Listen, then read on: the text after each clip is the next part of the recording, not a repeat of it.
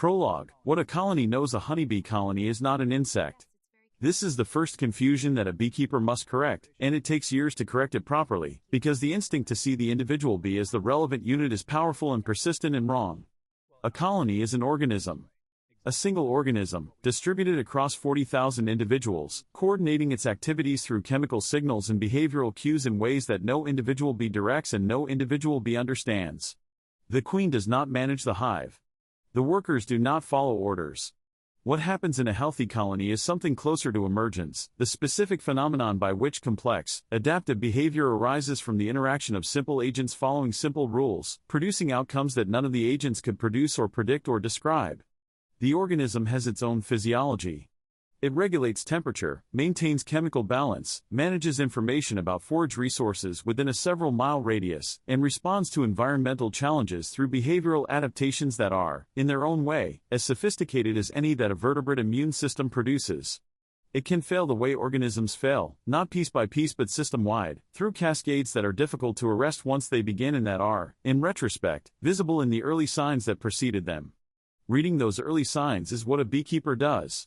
Not every beekeeper. A beekeeper who opens the hive and looks for obvious problems, failed queens, heavy mite loads, the visible signs of foulbrood, is doing maintenance, not reading.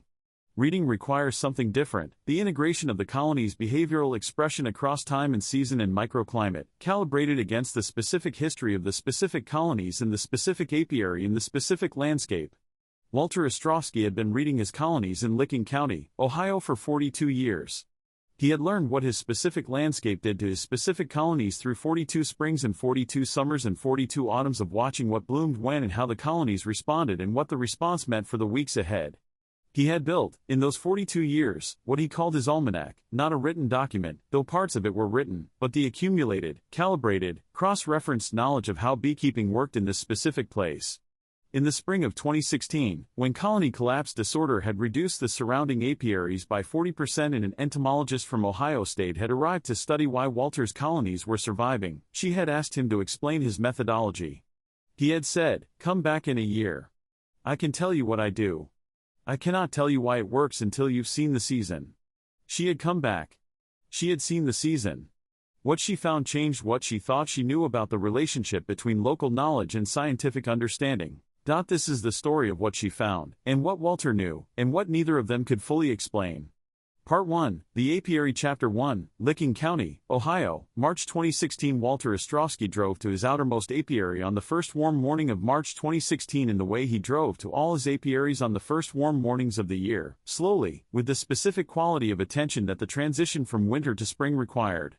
He was 69 years old, built in the compact and unhurried way of a man who has spent 4 decades doing work that punishes impatience, with large hands that were slightly clumsy at most tasks and precise at the specific task of handling bees. He wore work clothes that were functional and a beekeeper's jacket that had been patched at the left elbow twice. He drove a pickup that was 11 years old. He had 16 apiaries distributed across Licking County, from the apple orchard country in the east to the clover and alfalfa fields that dominated the county's agricultural center, from the woodlot edges where the early spring wildflowers made the first forage available to the creek bottoms where the late-season blooms extended the foraging season into October. The distribution was not arbitrary. Each apiary was placed where it was because of what Walter knew about the forage resources within the flight range of the colonies it held, and what he knew about those forage resources was the product of 42 years of watching them. The first warm morning of March was orientation morning. Not his orientation, the bees. The first warm morning above 55 degrees after the winter cluster broke was the morning when the surviving workers flew out of the hive for the first time since November, took brief cleansing flights, oriented themselves to the hive entrance and the surrounding landscape, and returned. A beekeeper who was watching this flight could read, in its character, a substantial amount of information about the condition of the colony that had wintered inside. Walter watched the flight.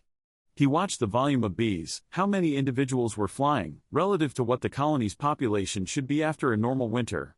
He watched the character of the flight, whether it was the purposeful, organized cleansing flight of a healthy colony or the scattered, weak-winged flight of a colony that had wintered poorly. He watched the return pattern, whether bees were returning normally or falling short of the entrance, which indicated that workers were leaving the hive already weakened. And he watched the drone of the colony, not quite audible from outside at this temperature, but present as a vibration in the hive body when he placed his hand flat on the wood. The specific frequency of a healthy winter cluster breaking into spring was different from the frequency of a cluster that had been stressed. He had been reading this frequency for 42 years. At the first apiary, 3 colonies, he walked to each one, placed his hand, listened. Hive 1, strong vibration, good volume in the orientation flight, normal return pattern. He noted, good winter, normal population, ready for early spring build. Hive 2, weaker vibration, flight volume reduced, 2 returning workers fell short of the entrance. He noted, marginal winter survival, queen present but reduced worker population, watch through April. Hive 3, no orientation flight. He opened the hive. The colony was dead. He noted the death in his notebook and moved on to the second apiary. By the end of the day, he had assessed all 67 colonies across his 16 apiaries. The winter loss rate, 11 dead colonies, 8 marginal survivors, 48 healthy. An overall winter survival rate of approximately 85%. The county average winter loss rate in 2016, as reported by the Ohio Department of Agriculture's annual bee survey, approximately 44%. Walter's survival rate was not 85% because he was lucky.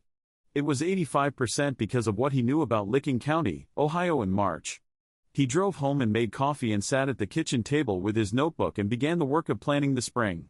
Chapter 2, What his father started. Joseph Ostrowski had kept bees in Licking County since 1951, when he had come to Ohio from rural Pennsylvania with his wife and 4 children in a set of hive bodies that he had built himself from plans in a library book and an early preference for bees that had developed, he said, because bees were the only livestock that did not require you to feed them in winter.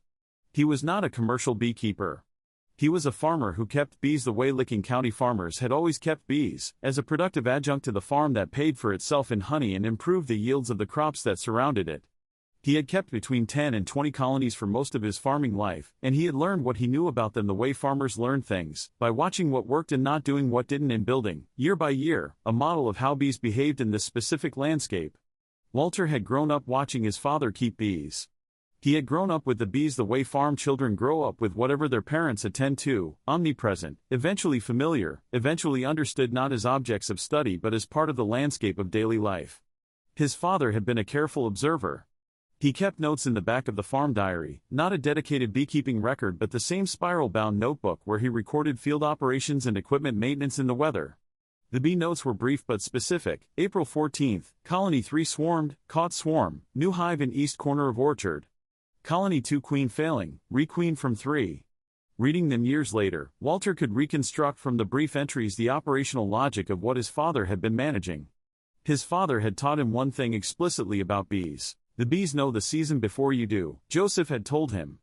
In March, when the first ones come out, they know what spring will be like. Watch them.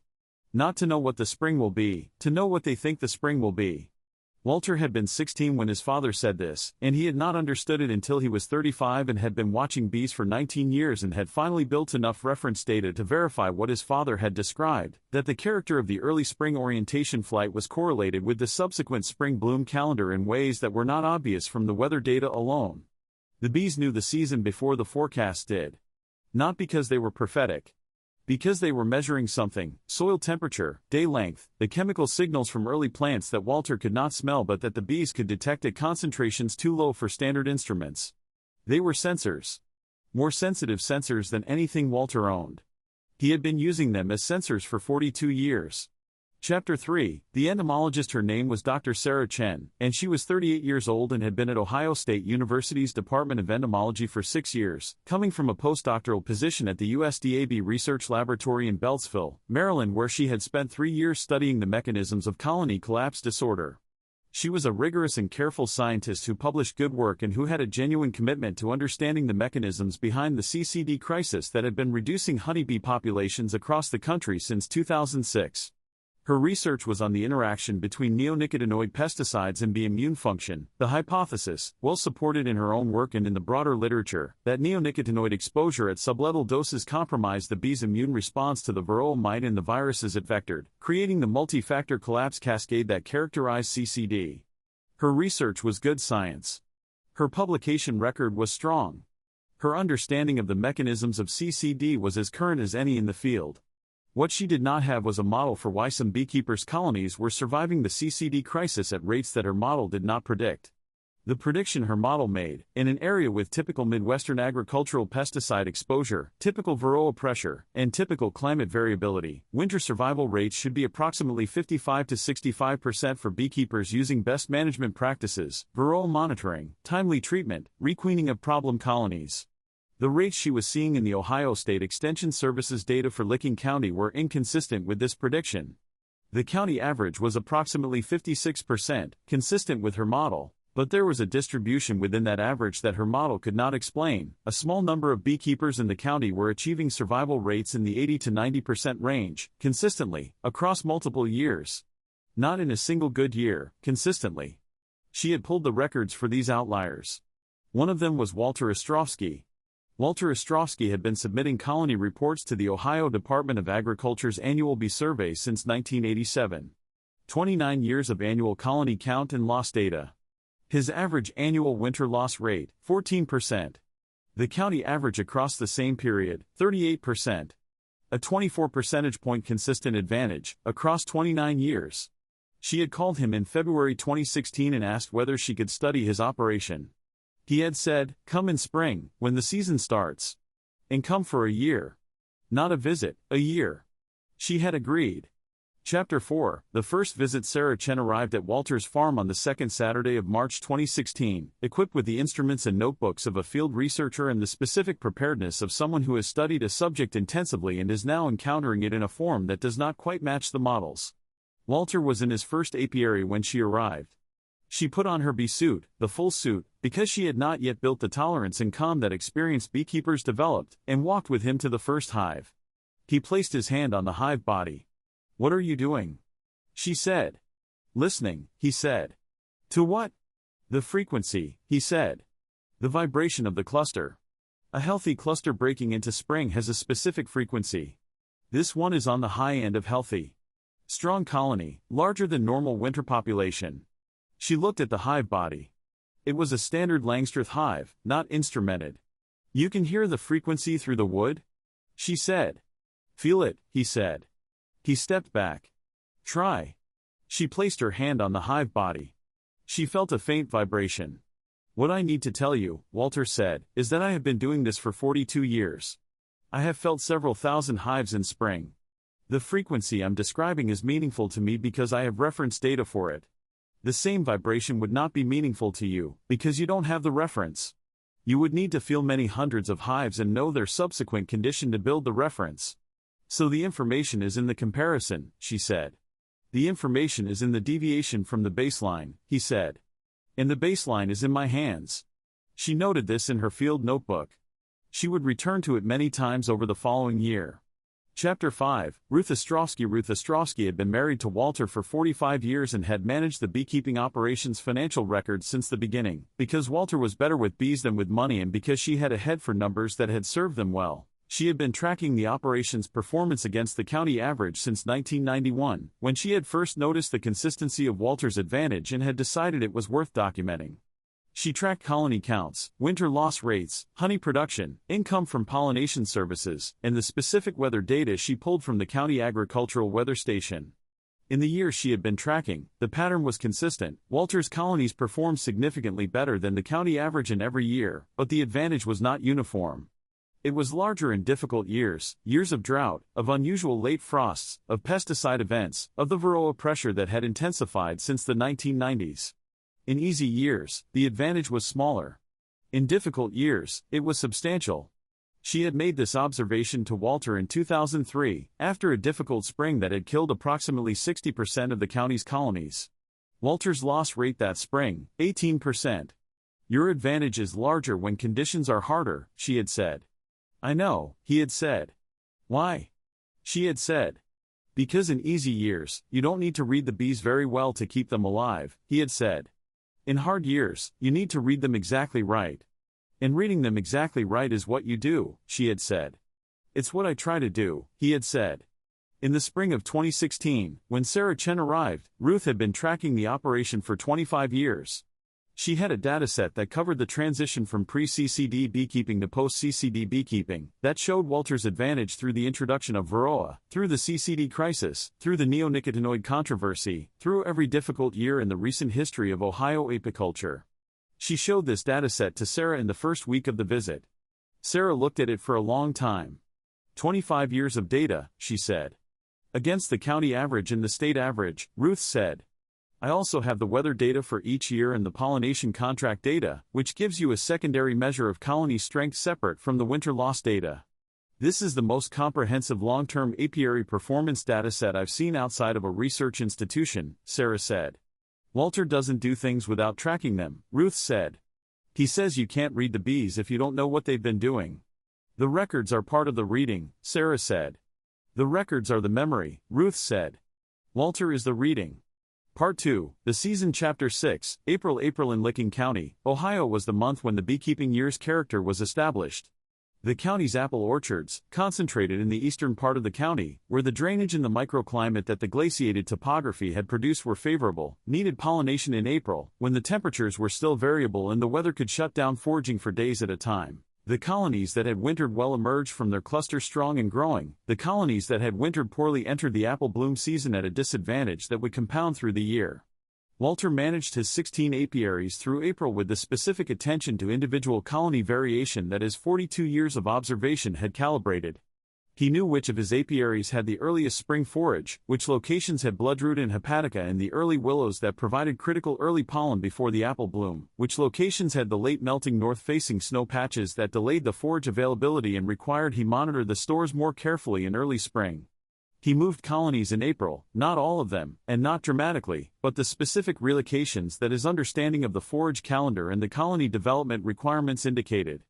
A colony that had wintered in a location with early forage availability, building population ahead of the apple bloom, needed different management than a colony that had wintered in a later forage location. Sarah Chen walked with him through April. She was a rigorous observer, and she was building her understanding of what Walter did with the disciplined methodology of a scientist. She took notes. She asked questions. She photographed colony conditions at specific intervals. She collected data. She also encountered, repeatedly and specifically, the limit of her instruments. I'm picking up varroa mite loads in colonies 3 and 7 that are in the treatment threshold range, she said, reading from the alcohol wash results she had run on the colonies. Your threshold for treatment is what? Depends on the season, Walter said. In April, the threshold I use is different from the threshold I use in August. The standard recommendation is 2 mites per 100 bees as the treatment threshold, she said. In August, Walter said. When the colony is raising the winter bees. In April, the population dynamics are different.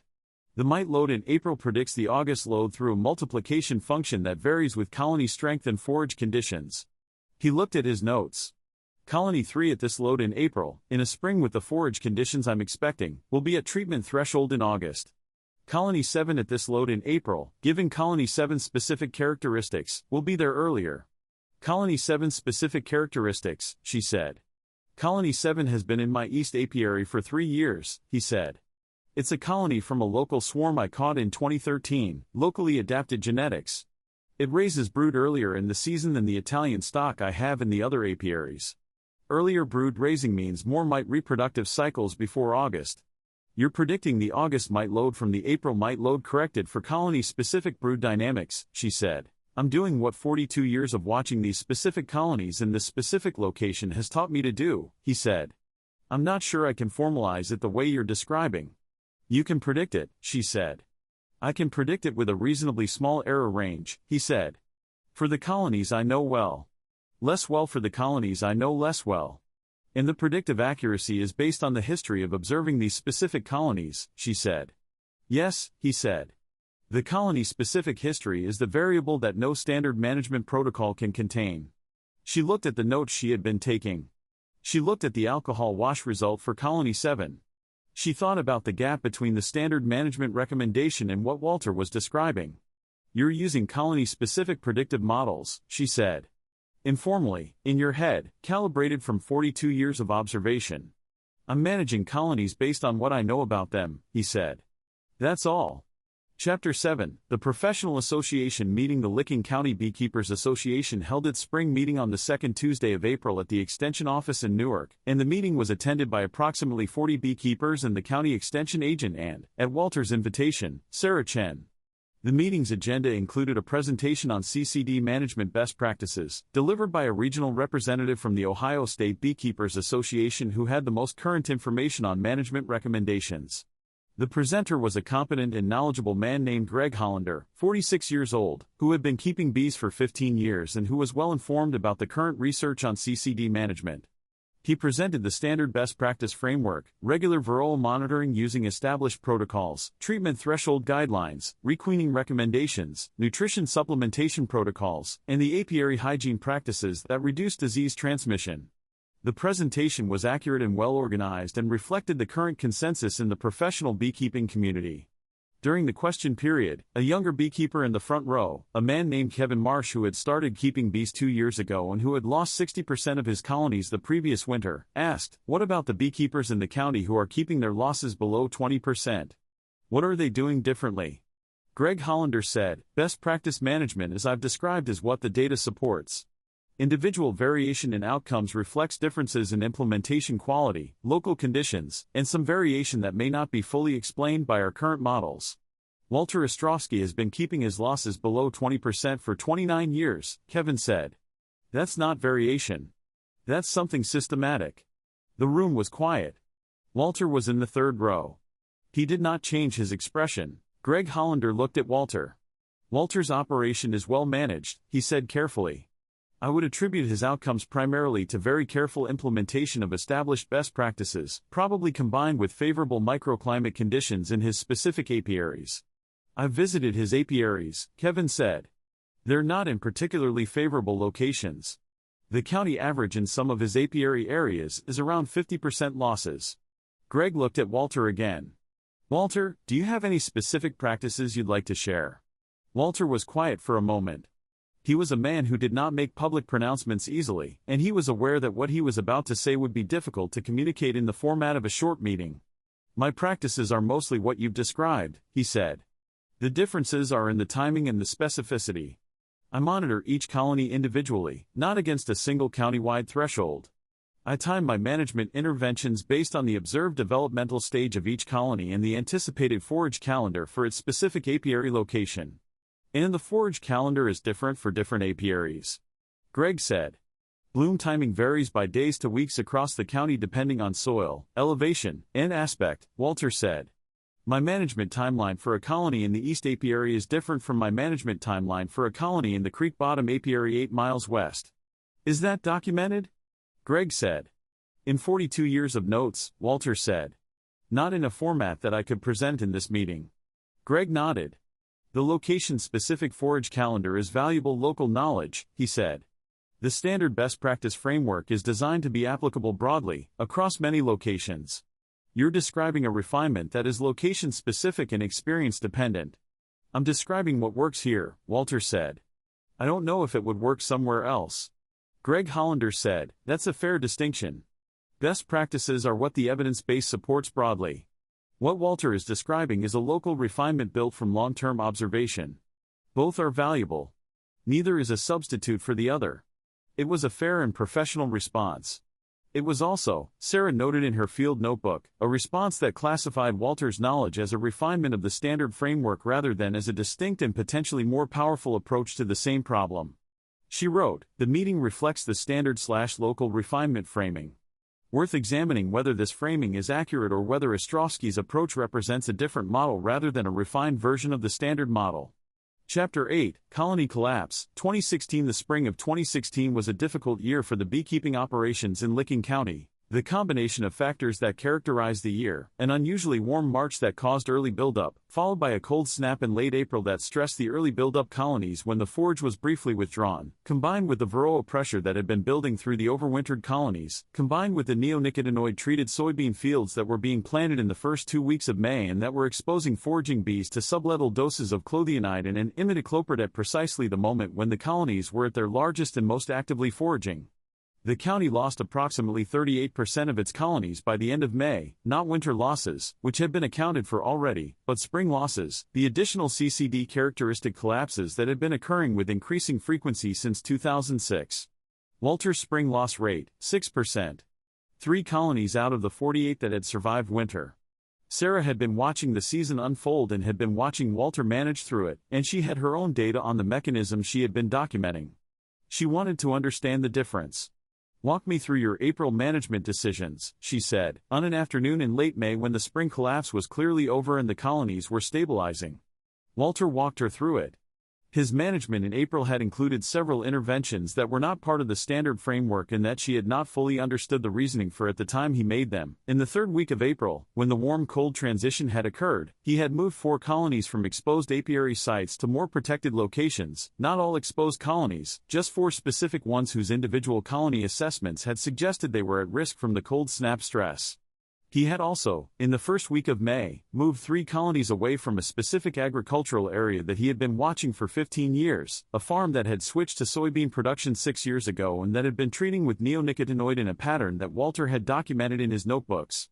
"You moved colonies away from the neonicotinoid exposure area," Sarah said. "I moved them away from where I've been seeing increased spring losses since 2010, Walter said. "The neonicotinoid hypothesis is yours, I don't know the mechanism. What I know is that colonies in those apiaries have been showing collapse patterns in May since 2010 at rates that I don't see elsewhere in the county." "You identified the spatial pattern of the collapse before the mechanism was known," Sarah said. "I identified that something was wrong in those locations before I knew what it was," Walter said. "I responded to the pattern, not to the mechanism." "In the colonies you moved to protected sites during the cold snap," she said. "Those are colonies I assessed as being in a vulnerable developmental stage when the cold snap came," he said. "Not all colonies at the same developmental stage, the ones in that stage who were in locations without adequate wind protection. Colony-specific developmental stage assessment combined with apiary-specific microclimate knowledge," Sarah said. "I managed the colonies I was worried about in the locations that concerned me," Walter said. "In the ways that my experience has shown to help." She looked at her data. The 3 colonies he had lost in spring, she pulled their records. All 3 were from apiaries he had not moved, locations where he had assessed the risk as manageable. "The 3 you lost," she said. "Were they unexpected?" "Colony 18, he said. "That was a surprise. The colony had shown a queen problem in early April that I thought I had addressed.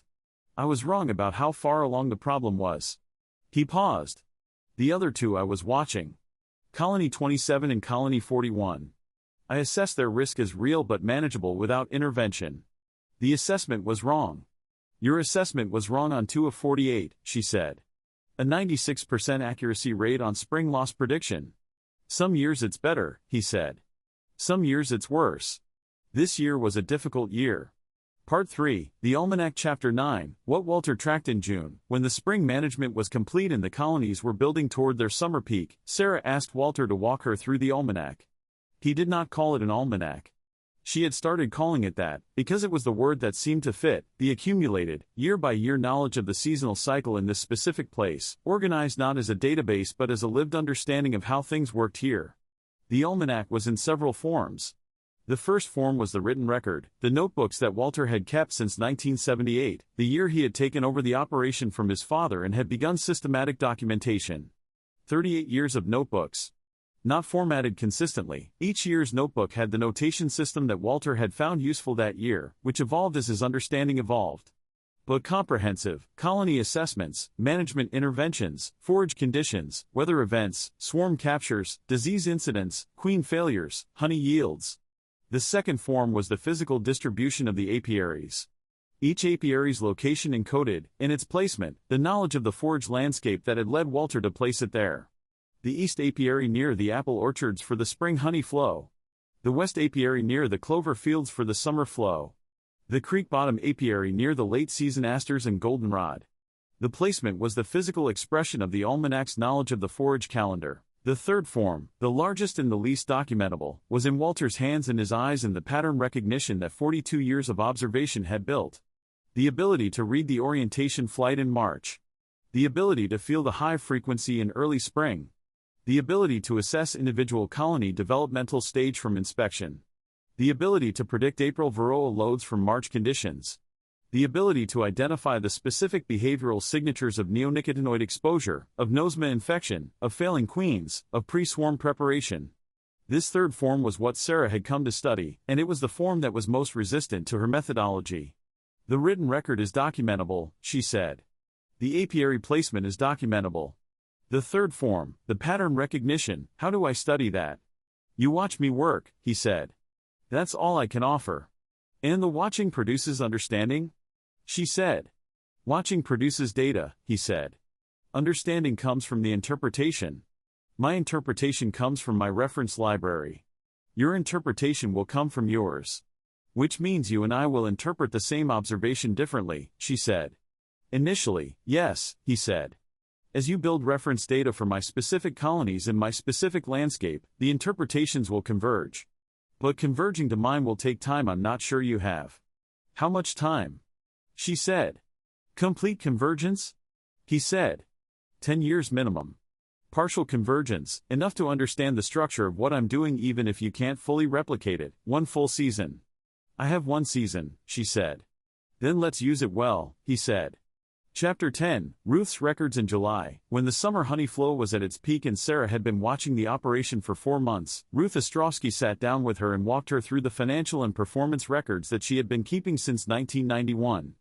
The records were in 6 bound ledgers, 25 years of data, organized by year and by apiary, tracking the metrics that Ruth had decided were most informative: colony counts in fall and spring, calculated loss rate, honey production per colony, pollination contract income, and the specific weather and bloom data that Ruth had added to contextualize the performance numbers. Sarah looked at these records with the attention of someone encountering a dataset that is significantly better than she expected. The bloom data, she said. You tracked first bloom dates for 14 species across the county. Starting in 1995, Ruth said. Walter needed it to understand why some years the early spring flow was strong and other years it wasn't. The weather data alone didn't explain it. The bloom timing data did. The bloom timing varies by how much across the county in a typical year. Sarah said. For apple, typically 8 to 12 days between the earliest and latest locations, Ruth said. For red clover, 10 to 15 days. For the late-season asters that matter for the fall honey flow, sometimes 3 weeks between the creek bottom sites and the upland sites. 3 weeks of variation in fall aster bloom across the county, Sarah said. 3 weeks is the difference between colonies going into winter with adequate stores and colonies going into winter short, Ruth said. The creek bottom apiaries finish the aster flow and are ready to close down for winter 3 weeks after the upland apiaries. Walter manages them on different timelines. And the survival rate difference between apiaries managed on the right timeline versus the wrong timeline? Sarah said. In a year when the late forage is critical, Ruth said, it's the difference between 90% survival and 60% survival. Sarah looked at the bloom timing data. She thought about the standard management recommendations, which were structured around county-wide or region-wide timing guidelines. The standard fall management timeline, she said. It's based on what? Average first frost date for the county, Ruth said. In the average end of the forage season. Not the specific end of the forage season at each apiary location, Sarah said. The standard framework doesn't know the specific end of the forage season at each apiary location, Ruth said. Walter does. Sarah wrote in her field notebook, Ruth's bloom data is the documentary evidence for the forage calendar heterogeneity that Walter's management is built around. The standard framework uses county average timing. Ostrowski uses apiary-specific timing. The survival rate difference at the county margins, creek bottom versus upland, is directly attributable to this difference. Chapter 11, The Mechanism. Question. By August, Sarah Chen had been watching Walter's operation for 5 months and had accumulated a substantial dataset. She had the colony inspection records, the varroa monitoring data, the honey production figures, the bloom timing observations, and the field notes from her own observations of Walter's management decisions. She also had a specific question that the data was raising and that she did not yet know how to answer.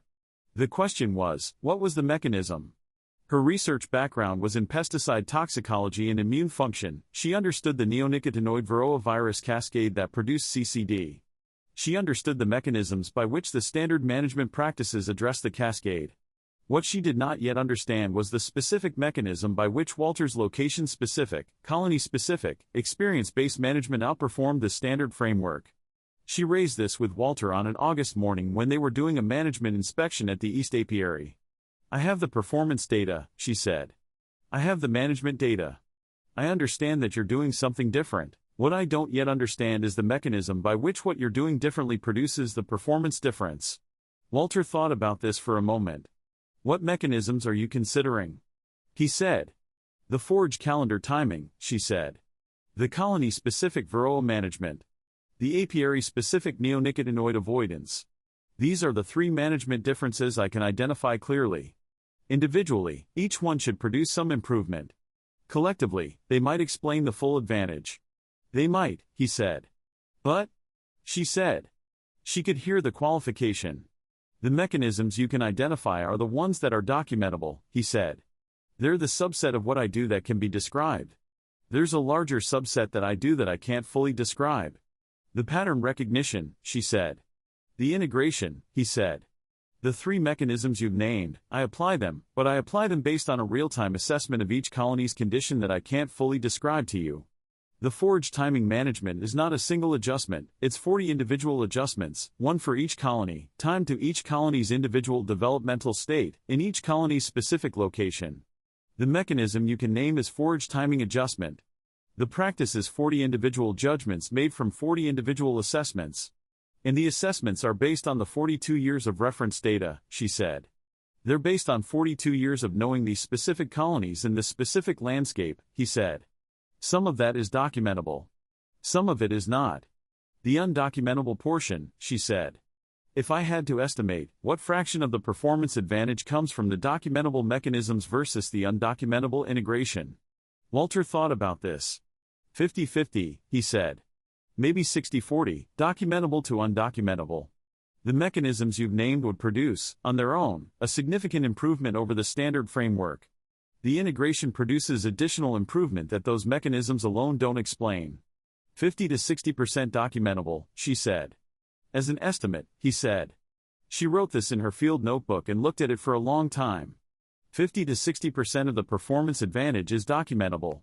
40 to 50% is in the undocumentable integration. This is the core finding of the season.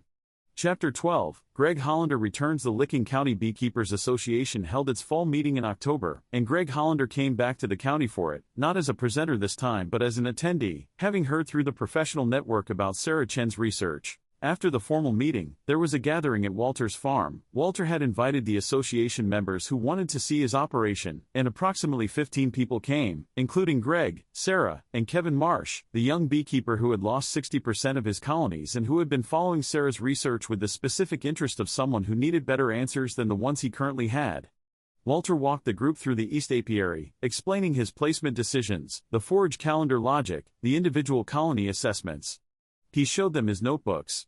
He showed them the bloom timing data that Ruth had been collecting. Greg Hollander listened carefully. He was a professional who had been in the field long enough to know the difference between knowledge he understood and knowledge he didn't, and he was listening to Walter with the attention of someone who is updating his model. The forage calendar differentiation is the piece I hadn't fully appreciated, Greg said, after the apiary tour. The standard framework uses county-level timing. Your timing is apiary-specific. And colony-specific within the apiary, Walter said. Within the apiary, Greg said. He was quiet for a moment. This isn't a refinement of best practices. This is a different analytical framework applied to the same problem. The best practices are right, Walter said. Monitor varroa, treat at threshold, requeen problem colonies, all of that is correct. The framework I use applies those practices at a resolution that the standard framework doesn't reach. A resolution that requires 42 years of local observation to achieve, Greg said. For my version of it, Walter said. A beekeeper who started systematic observation today would have a version of it in 10 years that was better than none. But you'd need to start today, Greg said. You'd need to have started 10 years ago, Walter said. Starting today gives you something in 10 years. Kevin Marsh had been listening to this exchange. What do I do in the meantime? He said. While I'm building the 10 years? Use the standard framework, Walter said. It's genuinely better than nothing. The best practices are best practices for a reason. They represent the codified knowledge of many beekeepers across many locations. Apply them rigorously and you'll do significantly better than random management. But not as well as you, Kevin said. Not as well as someone with 42 years of local observation, Walter said. That's not a criticism of the framework.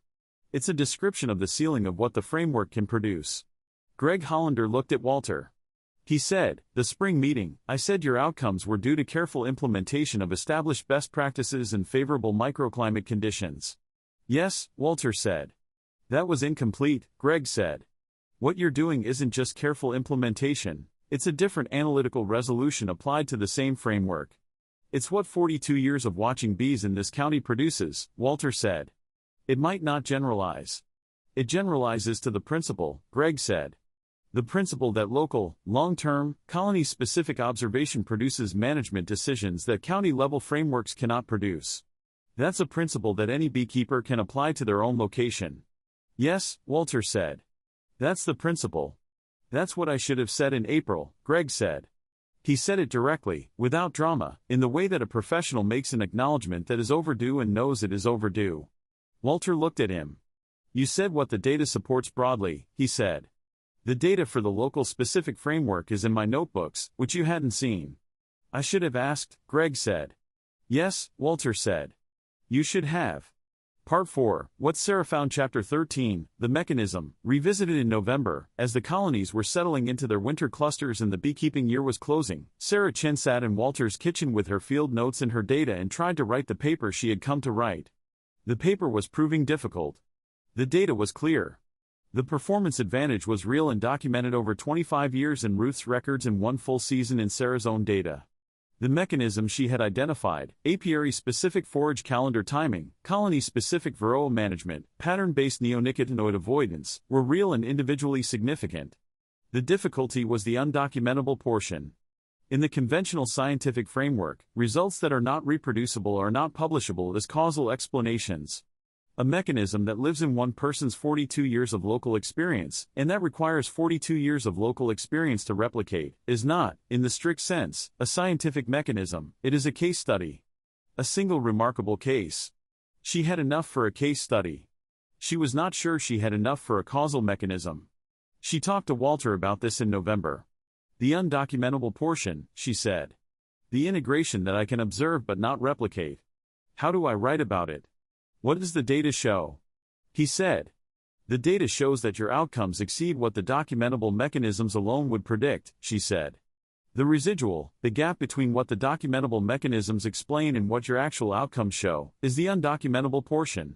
So the data shows the undocumentable portion's effect even if it can't describe its mechanism, he said. Yes, she said. Then write that, he said. Write what the data shows. Write that there is an effect attributable to colony-specific local observation that exceeds the documented management mechanisms. Write that the mechanism of that effect is not fully characterized. A scientific paper that says there is an effect we can't explain, she said. A scientific paper that says there is an effect that the current framework doesn't capture, he said. That's different. The current framework is not wrong. It's incomplete. She looked at her field notes. She had been writing this distinction all year. The current framework is not wrong, it's incomplete, and she had been writing it in the context of Walter's management. But it was a more general statement. The standard framework for CCD management is based on mechanisms that were characterized in controlled trials, she said. Colony-specific local variation wasn't a controlled variable, it was noise that the trials were designed to eliminate. The trials eliminated the variable IUs, he said. The trials eliminated local variation to find the signal, she said. The signal they found is real. What they eliminated was also real. The noise is the signal, he said. She wrote this in her notebook. The noise is the signal, Ostrowski, November 2016. This is the core finding. The variation that controlled trials eliminate to find generalizable mechanisms is the same variation that location-specific observation exploits to produce superior local outcomes. The standard framework finds the average. The local framework finds the specific. Both are correct. The average does not describe the specific. Chapter 14, Ruth's Final Accounting. Ruth Ostrowski sat at the kitchen table in December 2016 and did the accounting of the year. The accounting was not just the financial accounting, though the financial accounting was precise, as it always was. It was the accounting of what the year had produced and what it had shown. The financial accounting showed 67 colonies entering the year, 64 surviving winter, 3 spring losses, 61 colonies entering winter 2016. Against the county average loss rate of approximately 50% for the year, the combined winter and spring losses, Walter's total loss rate was 9%. The financial implications: at average Ohio honey prices and average pollination contract values, the difference between Walter's 9% loss rate and the county average 50% loss rate, applied to 67 colonies, was approximately $34,000 in income preserved. $34,000 in 1 year. She had the 25-year record. She calculated the cumulative difference between Walter's performance and the county average, year by year, in income terms. The cumulative advantage over 25 years, approximately $412,000. She looked at this number for a long time. The advantage was not from any single technique. It was not from equipment or genetics or geographic luck. It was from 42 years of learning what the bees were telling him about this specific landscape, calibrated through specific seasons, accumulated in the notebooks on the office shelf and in Walter's hands. She wrote at the bottom of the accounting, the $412,000 is the financial expression of what 42 years of local observation produces. It is also the financial expression of what is at risk when the observation stops. When Walter retires, the accumulation stops. The knowledge is in him and the notebooks, and the notebooks capture some of it and the rest retires with him. Sarah Chen is documenting what she can document. What she documents will outlast Walter. What she cannot document will not. The question this year has raised is, how much of what Walter knows can be transferred? And to whom? And has anyone started? She showed the accounting to Walter. He read it. He was quiet for a long time. The question at the bottom, he said. Yes, she said. Kevin Marsh came to the farm twice in the fall, he said. He's been reading my notebooks. That's a start, she said. It's a start, he said. Chapter 15, Sarah's paper. Sarah Chen's paper was published in the Journal of Economic Entomology in the fall of 2017, 1 year after she had begun her observation. The paper was titled Location-Specific Knowledge in Colony Performance in Managed Honeybee Apiaries, a case study from Licking County, Ohio. The paper documented Walter's performance advantage over 25 years, identified the 3 documentable management mechanisms that contributed to the advantage, and estimated the fraction of the advantage attributable to each mechanism.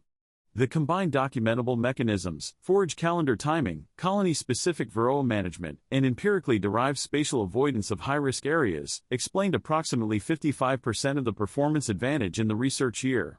The remaining 45% the paper attributed to what it called experiential integration, the real-time assessment of individual colony condition based on long-term observation experience, producing management decisions that the documentable mechanisms alone did not predict.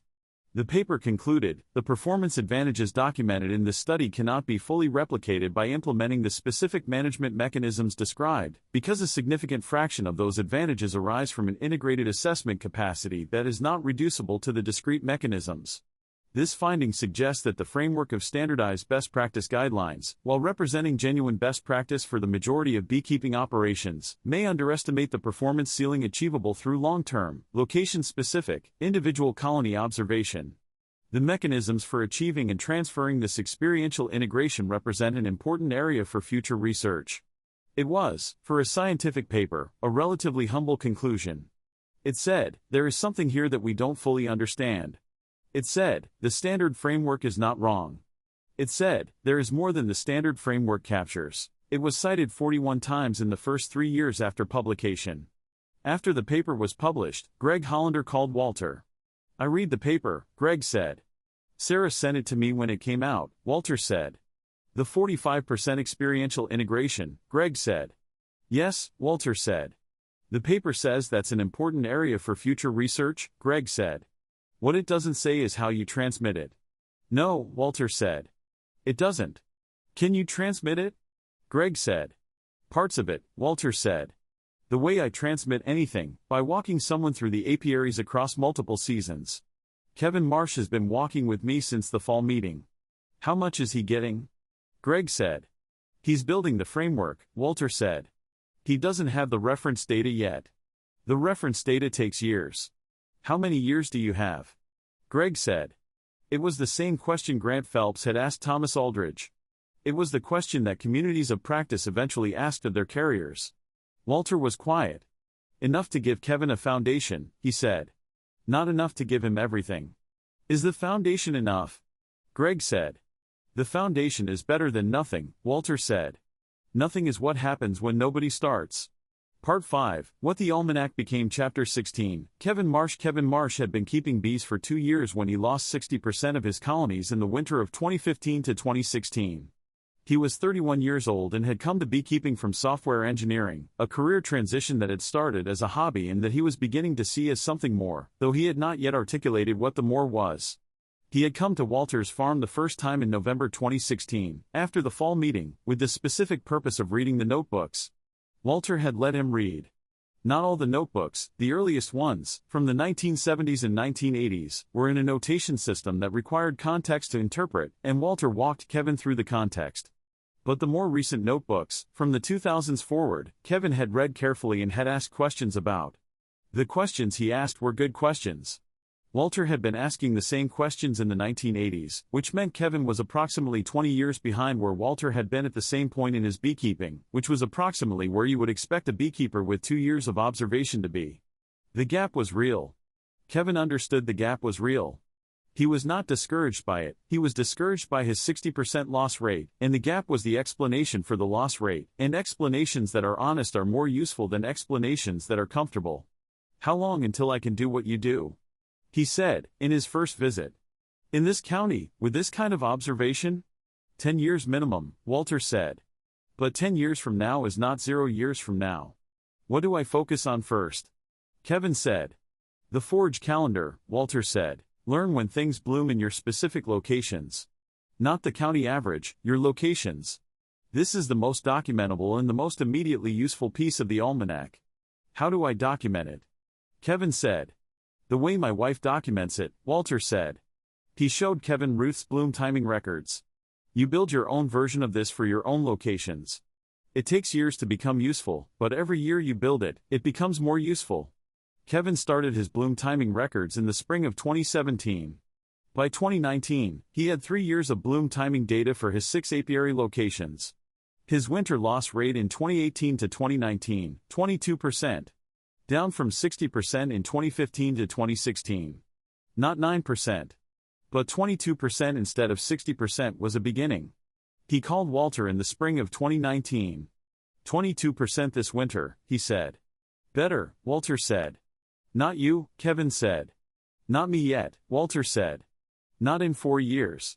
What's the next piece? Kevin said. Colony-specific developmental stage assessment, Walter said. The bloom calendar tells you when to act. The individual colony assessment tells you which colonies to act on. That's what you build from watching the colonies, Kevin said. That's what you build from watching your specific colonies in your specific locations across multiple seasons, Walter said. Start with 1 apiary. 1 apiary, well observed, is more valuable than 6 apiaries observed superficially. Kevin consolidated to 3 apiaries in 2019. His winter loss rate in 2019 to 2020, 18%. Chapter 17, What Sarah Understood. Sarah Chen returned to Licking County in the fall of 2019, 3 years after her research year, to do a follow-up visit for a second paper she was writing. The second paper was broader than the first. She was looking at the question of knowledge transfer across 10 locations where she had identified beekeepers with long-term local observation practices similar to Walter's, trying to understand whether the experiential integration she had documented at Walter's operation was reproducible through deliberate mentorship. She found Kevin Marsh's records. Kevin had been walking with Walter for 3 years. He had the bloom timing records, the colony-specific notebooks, the prediction and confirmation practice that Walter had encouraged him to develop. His loss rate had dropped from 60% to 18% in 4 years. She brought the data to Walter. Kevin's trajectory, she said. 4 years, 60% to 18%. What drives the rate of improvement? The quality of observation, Walter said. Kevin observes carefully. He asks good questions. He has the kind of systematic attention that the work requires. Is it learnable by anyone? She said. By anyone who is willing to pay the price of attention, he said. The price is time and patience and the willingness to be wrong and learn from it. Some people are willing to pay that price and some aren't. And the ceiling? She said. Where does Kevin's trajectory point? At his current rate, Walter said, Kevin will reach the county average level in another 2 years. He'll reach the level that the standard best practices, rigorously applied, should produce. After that, the gains come from the local calibration building. And he's building it, she said. He's building it, Walter said. He has 6 years of bloom timing records for 3 locations. He has 4 years of colony-specific observation notebooks. He has the framework. What does he not have? She said. The history of his specific colonies, Walter said. Kevin's oldest colony is 6 years old. My oldest colony lineage goes back 15 years in the East Apiary. I know the behavioral patterns of the descendants of bees that were in that location when CCD first arrived. That history is mine. It won't transfer to Kevin. It will transfer to Kevin's colonies, she said. Over time. Over Kevin's 40 years, he said. If he stays. Will he? She said. Walter was quiet for a moment. He sold the software company, he said. He bought 20 acres in the East County. He's building an apiary in the apple orchard area. Sarah looked at him. He's staying, Walter said. Chapter 18, The Almanac continues. Walter Ostrowski drove to his first apiary on the first warm morning of March 2021 in the way he had driven to his apiaries on the first warm mornings of 60 spring seasons. He was 74 years old. His hands were the same hands they had always been, large and slightly clumsy at most tasks, precise at the task of handling bees. He had lost some hearing in the lower frequencies and his knees were not what they had been in 2016, but the work was possible, and he intended to do it for as long as it was possible.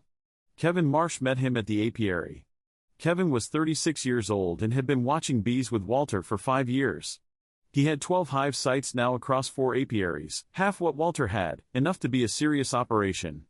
His winter loss rate in 2020 to 2021, 15%. Getting closer. They walked to the first hive together. Walter placed his hand on the hive body. What do you hear? Kevin said. Strong vibration, Walter said. High end of healthy. Good winter colony. Kevin placed his own hand. I feel a vibration, Kevin said. Strong, I think. You think? Walter said. I don't have the reference for strong versus very strong yet, Kevin said. I know the range that concerns me and the range that doesn't. I'm still building the middle. You're building the middle, Walter said. That's honest. They walked to the second hive. This one, Walter said, placing his hand. Slightly different. Kevin placed his hand. He felt what was there. He had been feeling hives for 5 springs now and the range was building, the way a musician's ear builds, not through instruction but through repetition and comparison. Weaker, Kevin said. Not concerning, but weaker, yes, Walter said. The population is smaller than it should be for this time of year. Watch it through April. The same colony that was in the lower third of the population range in November? Kevin said. He had the notebook. He had been tracking this specific colony since he had started observing Walter's apiaries. That colony, Walter said. Kevin checked his notebook. It's been in the lower third for 2 winters running, he said. The first time I might have called it normal variation. The second time looks like a pattern. It is a pattern, Walter said. I've been watching this colony's line since 2014. The lower population winter behavior has been consistent for 7 years. 7 years, Kevin said. I have 2. In 7 years you'll have 7, Walter said. And the pattern will be clear to you the way it's clear to me now. In 7 years you'll be 81, Kevin said. Yes, Walter said. Will you still be walking the apiaries? Kevin said. Walter looked at the hives, at the rows of Langstroth boxes that represented 60 years of accumulated beekeeping in this specific landscape, 60 years of spring orientation flights and summer honey flows and fall preparations and winter clusters, 60 years of the almanac being written 1 season at a time. I'll be walking the flat ones, he said. The East Apiary has a slope I'm already avoiding on wet mornings. I can walk the East Apiary, Kevin said. I know, Walter said. That's why I'm giving you the East Apiary records. Kevin looked at him. The notebooks from 2001 to 2020, Walter said. The East Apiary specifically. The colony histories, the forage timing records, the management decisions and their outcomes. You should have them in your house, not mine. The East Apiary is your best apiary, Kevin said. It's the apiary with the deepest records, Walter said. The best apiary is the one that someone is reading carefully. They walked back to the truck through the March morning, through the landscape that Walter had been reading for 60 springs and that Kevin was learning to read, the apple orchards just beginning to show the first swelling of the buds that would become blossoms in 5 weeks, the creek bottom below them where the willows were showing the first yellow-green of early life, the whole landscape doing what it did every year and what the bees already knew it was doing. They knew the season before anyone told them. The beekeeper's work was to learn what they already knew. Epilogue: The East Apiary, March 2024. Walter Ostrowski did not walk the East Apiary on the first warm morning of March 2024. He was 77 years old and his knees had reached the point where the slope that approached the East Apiary's main hive stand was not practical for him before the ground dried in late March. He walked the flat apiaries and drove the truck on the days when the ground was firm enough, but the East Apiary's spring orientation walk was Kevin's now. Kevin Marsh walked the East Apiary on the first warm morning of March 2024 in the way that Walter had walked it, slowly, watching the flights, placing his hands on the hive bodies, reading what was there. He was 39 years old and had been watching bees in Licking County for 8 years. His winter loss rate in 2023 to 2024, 12%. His bloom timing records covered 8 springs at 4 apiary locations. His colony-specific notebooks covered 8 years of individual colony histories. Not Walter's 60 years, but his own 8. At the first hive, he placed his hand on the hive body. He felt the vibration. He had been feeling hive vibrations for 8 springs now, and the reference library had built to the point where the strong from weak distinction was reliable and the within strong range, the gradations between strong and very strong and exceptional, was beginning to become readable. He noted, Hive 1, strong vibration, high end of range. Good winter.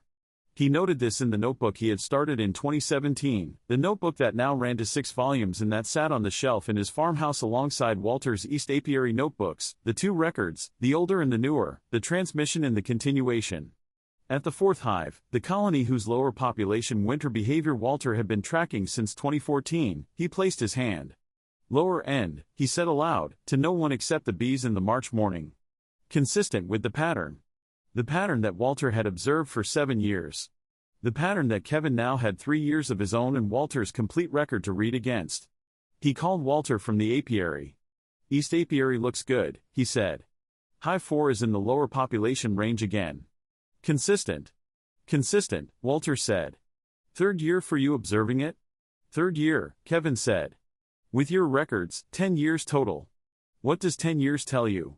Walter said. Kevin thought about this. It tells me this colony line produces colonies that winter at the lower end of the population range but come out of winter in good condition, he said. The lower population going in doesn't predict poor spring development, the spring development has been normal in all 10 years. What does that suggest about the queen line? Walter said. Queens that are conservative about overwintering population but aggressive about spring buildup, Kevin said. Which in a late frost county might be adaptive. It is adaptive, Walter said. This is the hive line I've been selecting from for queens since 2016. The conservative winter, aggressive spring trait is what I was selecting for. You were selecting for the trait while you were tracking it, Kevin said. Observing and managing are the same thing, Walter said. Kevin looked at the hive. He looked at the East Apiary, at the apple orchards beginning to bud, at the creek below, at the landscape that Walter had been reading for 6 decades and that he was learning to read. He thought about his daughter, who was 8 years old and who already knew the difference between an orientation flight and a foraging flight, because she had been watching with him since she could walk. Walter, he said. Yes, Walter said. The East Apiary notebooks, Kevin said. I want to start a 3rd set. For my daughter. Walter was quiet on the phone for a moment. Start her observation notebook this spring, he said. She doesn't need to understand yet what she's observing. She needs to observe. I know, Kevin said. The Almanac takes a lifetime, Walter said. She should start hers. Kevin hung up and walked to the last hive in the East Apiary row. He placed his hand on the hive body. He felt what was there, the vibration that carried the colony's winter history and its spring readiness and the specific frequency of 40,000 organisms responding to the first warmth of the year. The bees knew the season before he did. He was getting better at knowing what they knew. Authors note colony collapse disorder is real. The unexplained disappearance of worker bees from managed honeybee colonies has been documented across the United States since 2006, with annual loss rates in commercial operations regularly exceeding 30 to 40%. The role of neonicotinoid pesticides, varroa mite pressure, and viral pathogens in CCD is the subject of extensive and ongoing research. Licking County, Ohio is real, a county in central Ohio that is part of the state's significant apple production region and that has a history of commercial and hobbyist beekeeping. The bloom timing variations described in this novel, particularly the variation between creek bottom and upland sites, are consistent with the topographic and agricultural characteristics of central Ohio's glaciated landscape. The management practices described in this novel, varroa monitoring through alcohol wash, forage calendar timing, colony-specific developmental assessment, are real practices documented in the scientific and practical beekeeping literature. The variation in application timing based on apiary-specific forage calendars is a real approach used by experienced beekeepers, though its systematic documentation and analysis is less common. The concept of experiential integration in beekeeping, the accumulated, colony-specific, location-specific pattern recognition that experienced beekeepers develop, is consistent with research in agricultural ethnobiology and the broader literature on tacit knowledge and traditional ecological knowledge systems. Walter Ostrowski, Ruth Ostrowski, Joseph Ostrowski, Kevin Marsh, Sarah Chen, Greg Hollander, and all other characters are fictional. Licking County, Ohio is real. Ruth's calculation is fictional. The arithmetic it represents is not.